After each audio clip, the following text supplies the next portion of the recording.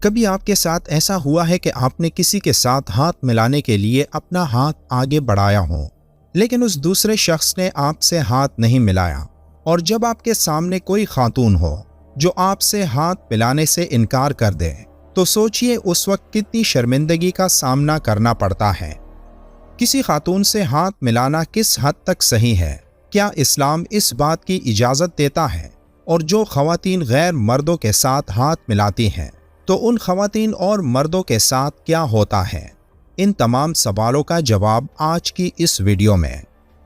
آج کی جدید دنیا میں کئی ثقافتوں اور روایات سے ہمارا سامنا ہوتا ہے جن میں کئی چیزوں کے بارے میں ہم سوچ میں پڑ جاتے ہیں کہ کیا ان چیزوں کو کرنا ٹھیک رہے گا یا نہیں۔ ایسی ہی ایک چیز ہے نامحرم عورتوں سے ہاتھ ملانا۔ بحیثیت مسلمان ہمیں اس بات سے منع کیا گیا ہے کہ غیر عورتوں سے ہاتھ مت ملاؤ، لیکن سوال یہ ہے کہ آخر ایسا کیوں کہا گیا، اور آج ہمارے معاشروں میں یہ عام کیوں ہوتا جا رہا ہے کہ غیر مرد غیر عورتوں کے ساتھ ہاتھ ملاتے ہیں؟ اسلام میں اس کام پر پابندی کی وجہ کیا ہے، اور جو عورتیں ایسا کرتی ہیں تب ان کے جسم میں کون سی خاص تبدیلی آتی ہیں جو آگے جا کر اس عورت کے لیے خطرناک ثابت ہو سکتی ہیں؟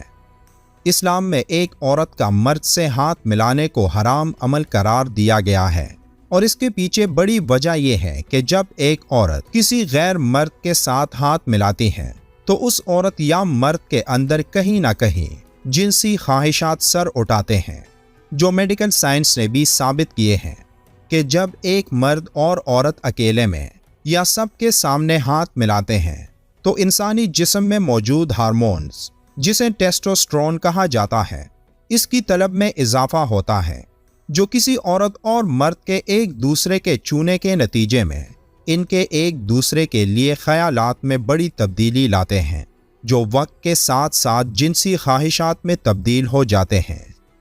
اسی لیے اسلام میں یہ ذکر ہے کہ جب ایک عورت اور مرد تنہائی میں ملتے ہیں تو ان کے درمیان تیسرا شیطان ہوتا ہے جو ان کو بہکانے کی ہر ممکن کوشش کرتا ہے، اور انسان جو اپنی نفسانی خواہشات کا غلام ہے وہ جلد بہک کر ایک بڑا گناہ کر بیٹھتا ہے۔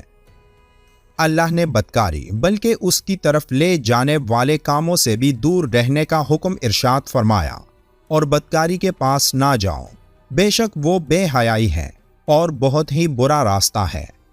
اس آیت مبارکہ میں زنا کی طرف لے جانے والے امور مثلا چھونے، بوسہ لینے اور ان جیسے دیگر کاموں سے منع کیا گیا ہے۔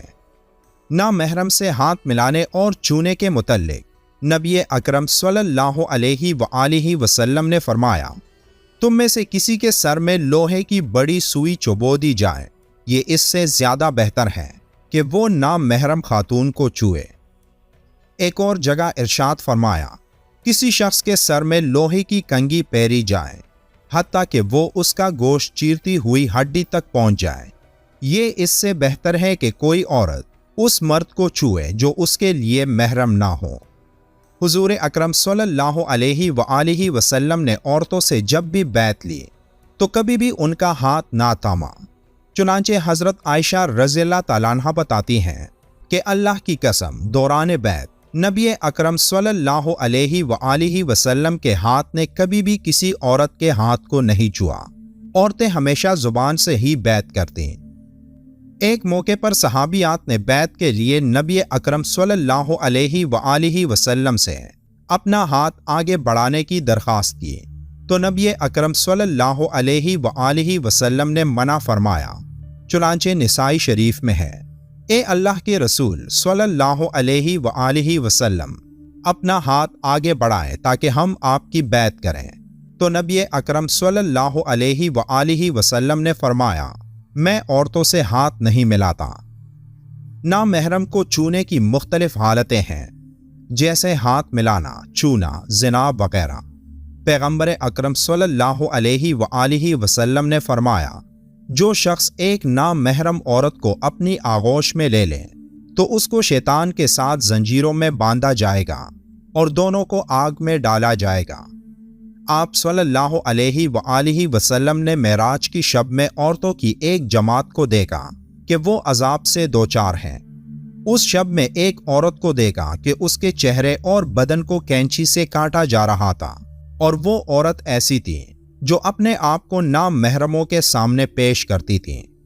ایک روایت میں یہ بھی آتا ہے کہ پیغمبر اکرم صلی اللہ علیہ وآلہ وسلم نے معراج کی شب میں ایک عورت کو دیکھا کہ اس کے بال بکھرے تھے اور اس کا دماغ ابل رہا تھا، اور وہ ایسی عورت تھی جو اپنے بال کو نام محرموں سے نہیں چھپاتی تھی۔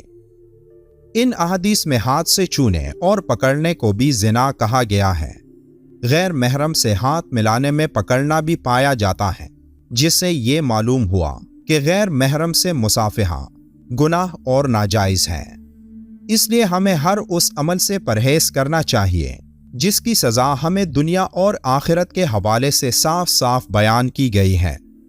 اللہ ہم سب کو قرآن پڑھنے اور قرآن پر عمل کرنے کی طاقت عطا کریں، آمین۔ ویڈیو کے آخر میں ایک بار درود شریف پڑھنا مت بھولیے گا۔